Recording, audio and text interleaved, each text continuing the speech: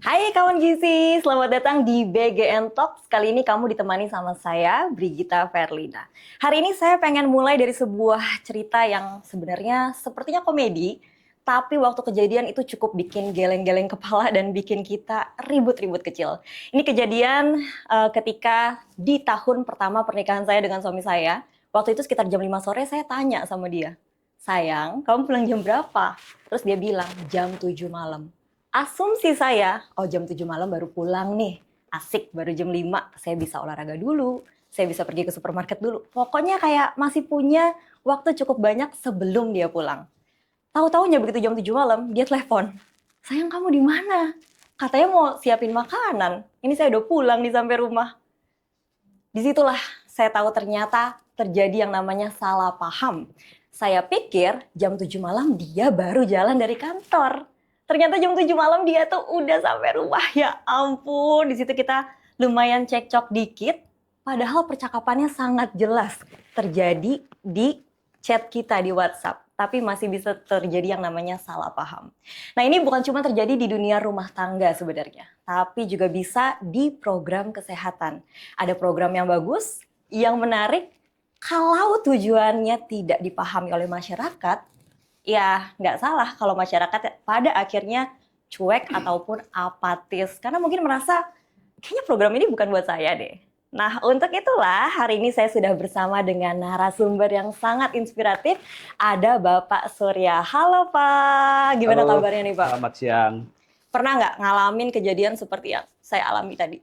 Ya, pasti ada di setiap rumah tangga itu pasti ada. Di awal-awal ada namanya distorsi pesan. Gitu ya.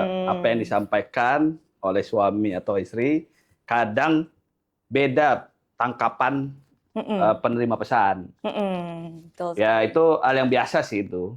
Tapi bagaimana kesalahpahaman itu akhirnya diperbaiki dengan pesan yang baru untuk supaya tidak terjadi lagi distorsi pesan itu tadi. Menarik nih Pak, Bapak udah sebut yang namanya distorsi pesan ya Pak. Jadi kadang mungkin kita sampaikan tapi maknanya tidak diterima dengan Ya, baik betul. atau persepsinya berbeda.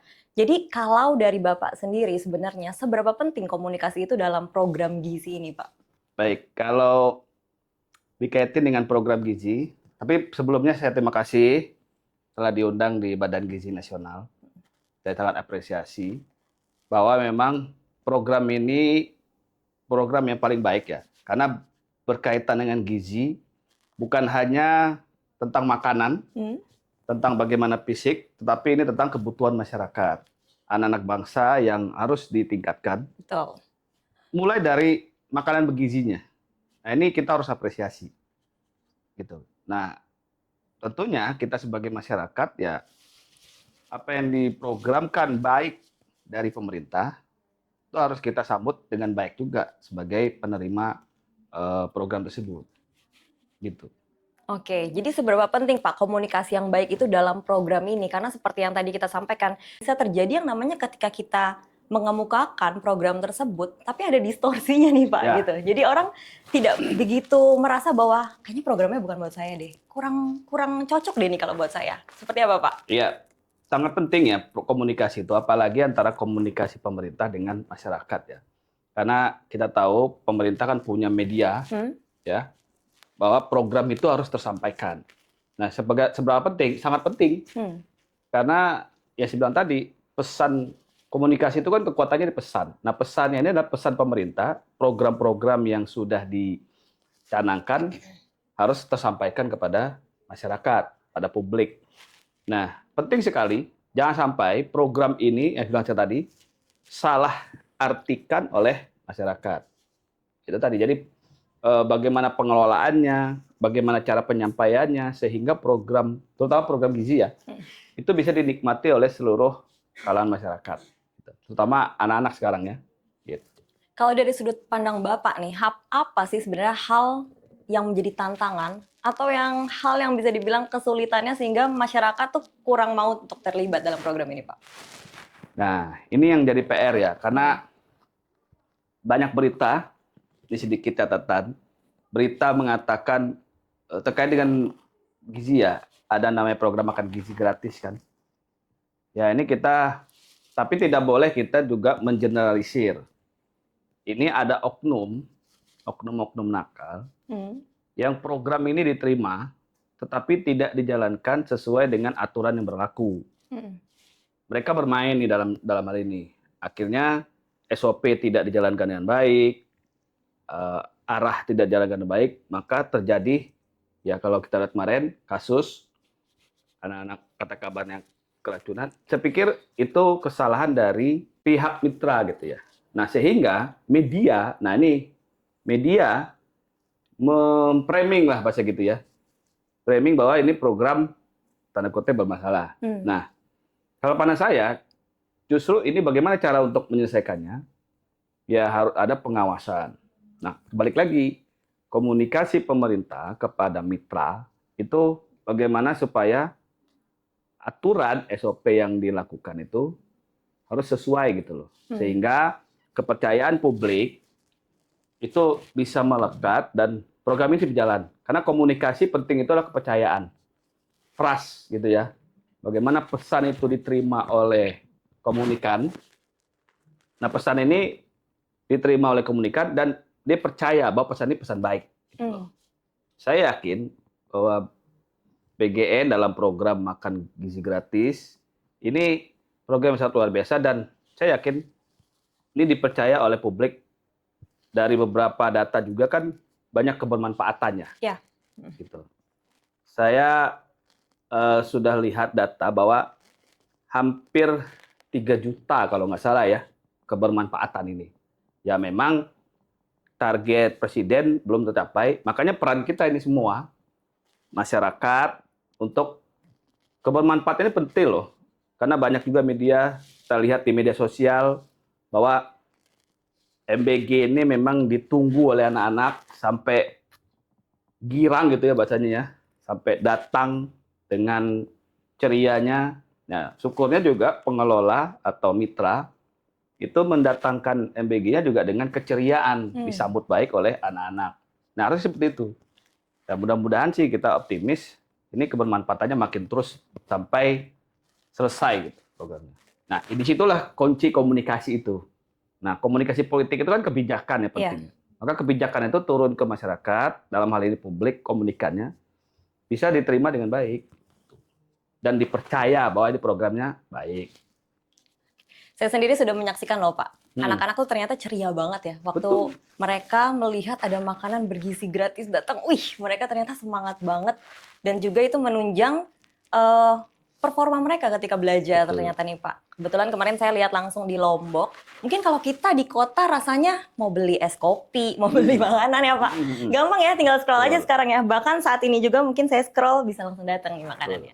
Tapi bagaimana dengan mereka yang harus berjuang ya, apalagi kondisinya waktu itu di tengah pulau gitu ya, aksesnya sangat terbatas, jadi nggak ada itu es kopi kawan gizi. Jadi benar-benar memang saya menyaksikan dengan mata kepala saya sendiri bahwa program ini sangat, menurut saya sangat perlu untuk dimaksimalkan bagi mereka-mereka yang aksesnya sangat terbatas, sama seperti apa yang Bapak bilang tadi. Dan kalau kita baca di komen-komen sosial media sebenarnya, memang sih banyak yang kontra, tapi yang pro pun juga banyak. Dan fokus kita sebenarnya bagaimana untuk target ini supaya gizi anak-anak dan orang-orang yang memang menjadi targetnya itu bisa tercapai. Betul ya Pak ya?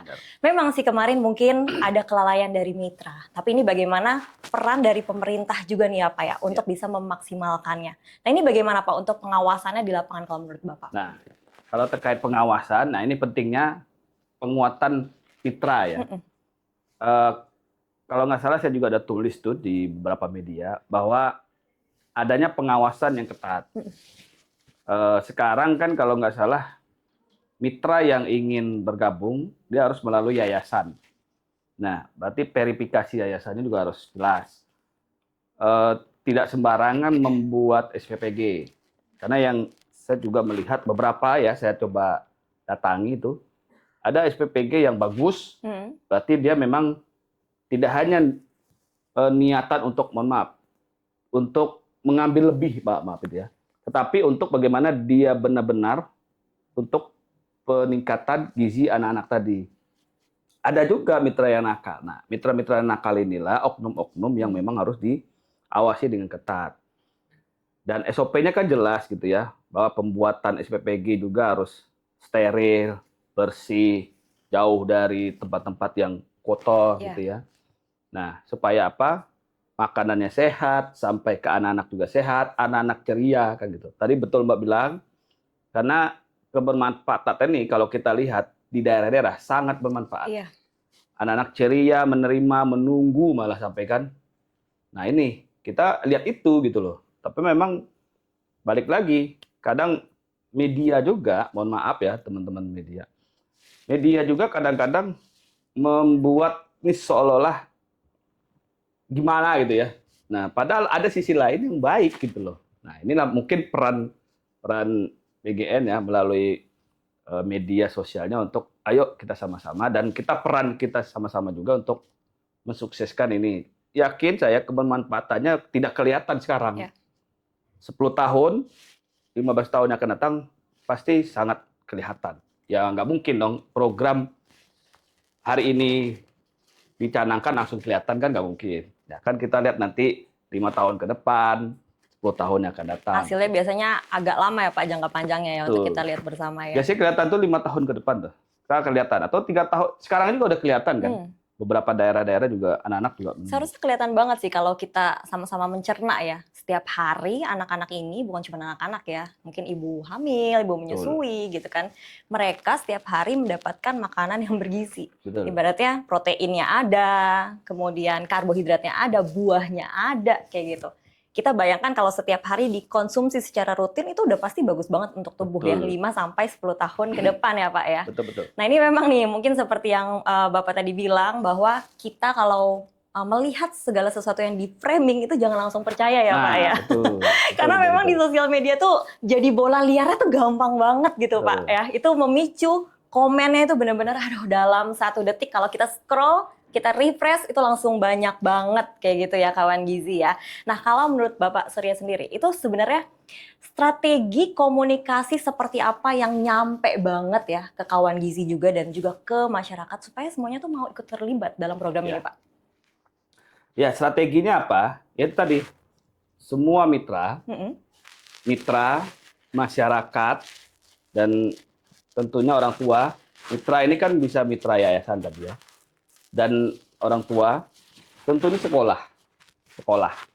Nah, strategi apa? Ya semua unsur itu dirangkul, diberikan kapasitas, diberikan kewenangan lah gitu ya. Pengawasan yang paling ketat adalah tadi pengawasan kait dengan mitra-mitra yang ingin bergabung untuk penguatan gizi ini. Nah, strateginya itu tadi kebijakan pemerintah. Ini bagaimana cara sampai ya? Iya. Yaitu melalui media-media sosial, terus melalui pemberitaan, lalu turun ke lapangan gitu. Dan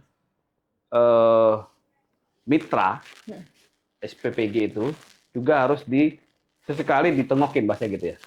Mungkin ada mitra lapangan ya, misal BGN punya BGN di daerah gitu. Nah, di daerah itu juga datangi, harus aktif ya evaluasi, Pak ya. sesekali lihatin.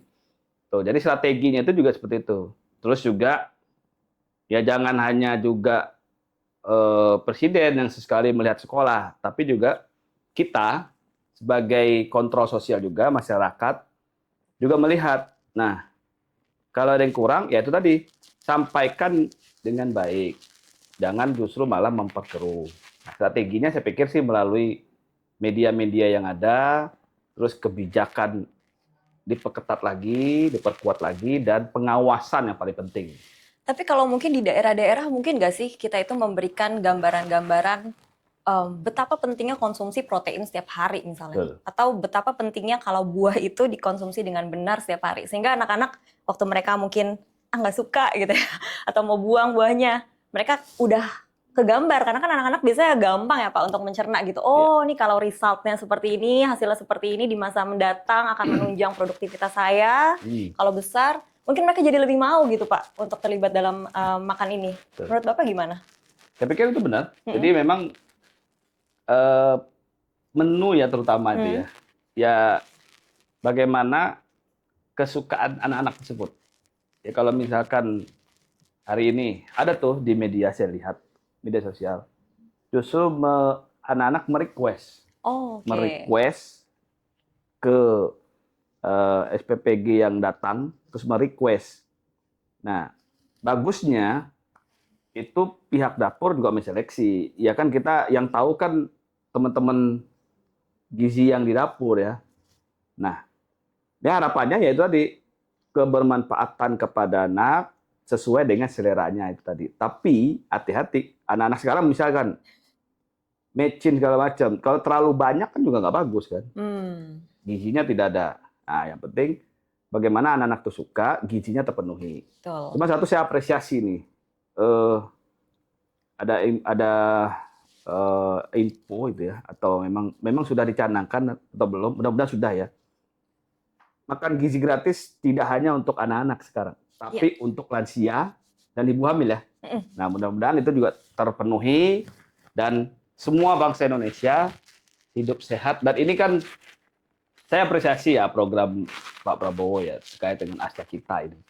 Dan ini salah satu perintah amanah undang-undang dasar bahwa mencerdaskan kehidupan bangsa, ya kan gitu.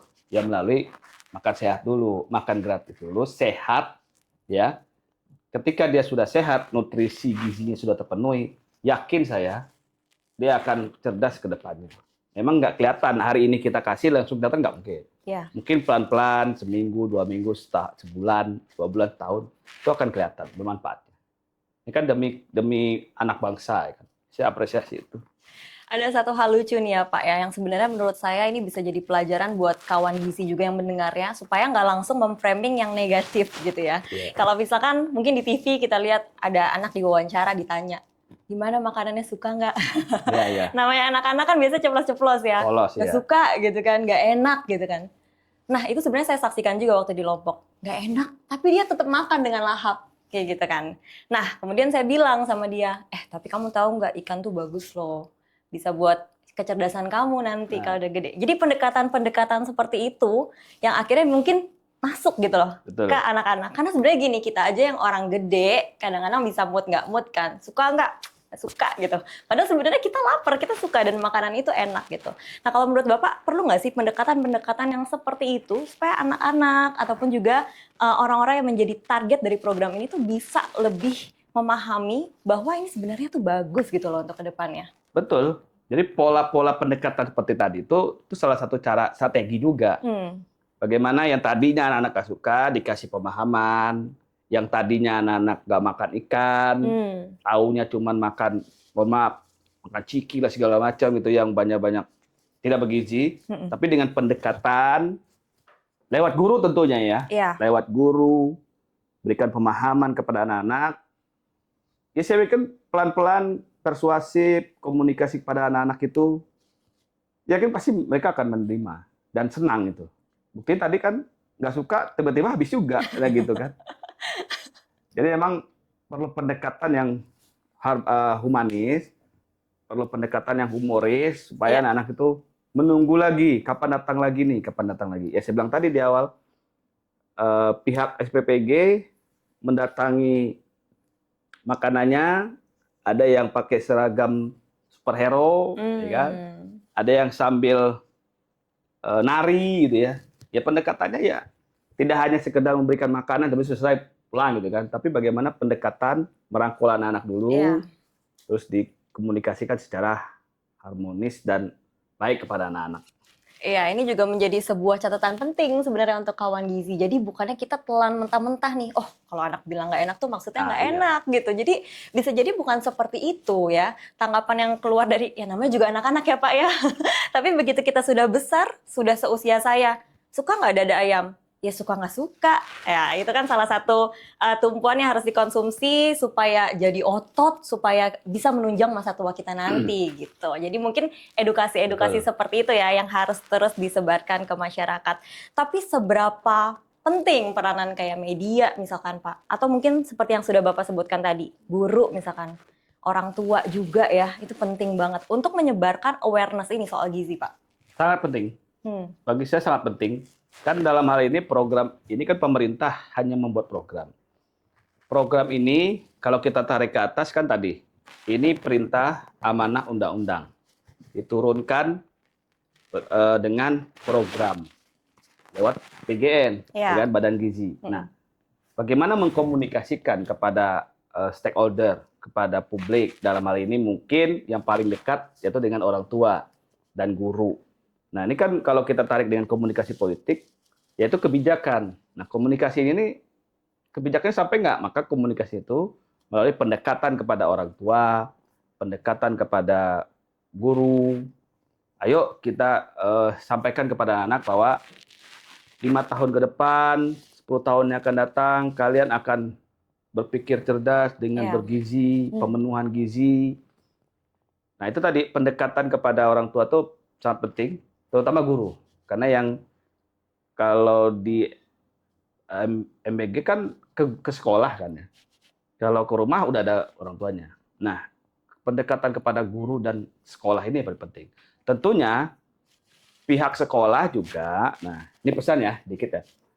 Pihak sekolah, terutama Bapak Ibu guru, ini justru harus menjadi apa bahasanya ya, kepanjang tanganan gitu ya, kepanjang tanganan program ini kepada anak-anak. Ketika tadi anak-anak nggak suka, berikan pendekatan yang baik. Kenapa nggak sukanya? Itu kalau misalkan tiba-tiba dia nggak mau juga gitu ya, ya mau gimana, nggak bisa dipaksakan. Berarti tinggal memberikan rekomendasi kepada pihak CPG untuk menunya yang ini, yang ini, yang ini. Ya, pendekatannya pendekatan komunikasi persuasif. Nah, komunikasi persuasif itu kan tadi mungkin untuk orang tua, guru, perpanjangan tangan lah dari pemerintah. Nah, gimana nih kalau buat kawan gizi yang lagi nonton sekarang nih, Pak? Gimana ya kita sebagai individu gitu kan ya, netizen nih, Iya. untuk bisa ikut mendukung program ini? Kalau menurut Bapak gimana caranya? Menarik ini, kait netizen. Kadang juga kita perlu hati-hati ya dalam menyikapi perkembangan media sosial. Teman-teman juga harus juga memahami bahwa hati-hati dalam menyikapi, tidak semua yang buruk itu buruk semua gitu ya. Karena kalau netizen kadang kan kita tahu sendiri, netizen itu maha benar dengan segala komen-komennya kan gitu ya. Maka kita perlu hati-hati memfilter. Nah, maka peran saya kepada mungkin ya kepada teman-teman influencer, pada teman-teman content creator, kepada teman-teman netizen. Ini program baik loh, ya. Demi siapa? Demi anak bangsa. Ketika ada persoalan di lapangan, mungkin ada kasus ya yang sudah itu, jangan diperkeruh justru malah. Yuk kita rapihkan dan lihat juga ada tempat-tempat lain sudah berhasil. Anak-anak menunggu. Yang Mbak bilang tadi, yang tadinya mereka nggak pernah makan enak, mohon maaf ya, tidak pernah makan enak, tidak pernah makan yang dimakan oleh anak-anak kota, tiba-tiba datang, gitu ya, sesuai dengan seleranya. Ini saya pikir luar biasa. Dan ini sekali lagi, mudah-mudahan sih program ini jalan terus, kalaupun ini PSN ya, dan seterusnya lah sampai negeri ini sudah tidak ada lagi. Kalau negeri ini masih ada, terus program bergizi, makan bergizi ini terus jalankan. Ini perintah Undang-Undang Dasar. Betul, ini sebenarnya kalau misalkan saya bisa dikirimin juga saya mau. Lumayan ya, tiap siang jam 11, udah on time datang ya Pak ya. Betul. Jadi udah nggak usah kesulitan nih gitu kan mempersiapkan makan. Jadi betul-betul itu yang saya saksikan juga sih di lapangan. Kalau ternyata waktu saya di kota nih Pak, maksudnya ya waktu belum berkunjung ke Lombok ya saat itu ya, saya pikirnya ini program gimana sih maksudnya kayak gitu ya. Jadi nggak kontra tapi juga bingung gitu sebenarnya gimana. Tapi memang berbeda ketika kita sudah melihat dengan mata kepala sendiri bagaimana antusiasnya dari para ibu rumah tangga, lansia betul sekali, ibu hamil, ibu menyusui itu beda sekali ketika mereka menerima dengan syukur gitu ya makanan tersebut dan menyantapnya sampai habis Pak, benar-benar sampai ludes ya saat itu waktu di pulau. Nah tapi ya seperti yang saya bilang tadi, kebetulan saya beruntung bisa ikut menyaksikan secara langsung di lapangan itu seperti apa bersama mungkin dengan beberapa teman-teman yang lainnya. Tapi bagaimana nih dengan netizen ya kawan gizi yang mungkin Itu pasti settingan. Nah, biasa kan kayak gitu ya, Pak. Kalau menurut Bapak bagaimana nih strategi komunikasinya atau upayanya supaya kawan gizi ini bisa memahami bahwa memang program ini tuh harus didukung seperti itu, Pak? Ya kalau dianggap ini setting atau bukan, ya kalau misalkan hanya satu media saja yang membuat, bisa lah ya kita lihat, wah settingan nih. Tapi kan ini sudah banyak media. Betul. Media TV juga sudah lihat ke lapangan. Dan ini tidak ada settingan, memang real gitu ya. Nah, bagaimana nih pengelolaannya? Ya tentunya tadi hal-hal yang positif itu dimunculkan, hal-hal positif itu yang ditayangkan, yang negatif hilangkan. Nah gitu. Jadi pesan saya kepada teman-teman dirjen ya, jangan lihat satu sisi, ya kan, untuk ke sisi yang lain, tapi lihat sisi lain untuk satu sisi. Nah gitu maksudnya. Cakep ya Pak ya. Ya, terus saya tambahkan lagi, program ini bukan hanya kepada anak-anak untuk makan bergizi ya, tapi saya mengapresiasi banyak tenaga kerja yang terserap, ya kan? Mohon maaf, ibu-ibu rumah tangga yang di daerah, yang di sekitaran SPPG namanya ya, yang tadinya nggak bekerja, lalu ada stasiun SPPG itu akhirnya terlibat dalam bekerja. Ya Jadi kan? ada wadahnya ya Pak ada ya? wadahnya, jadi menyerap tenaga kerja yang luar biasa lah.